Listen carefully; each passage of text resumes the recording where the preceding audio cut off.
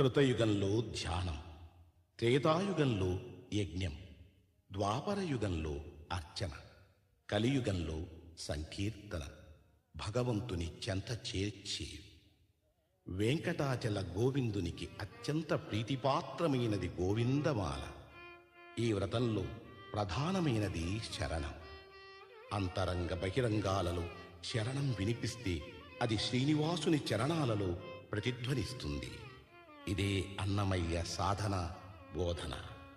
ఈ గోవింద శరణాగతి మాల తిరుమల దేవాలయ సంప్రదాయంలో ఒక భాగమై నిలిచింది.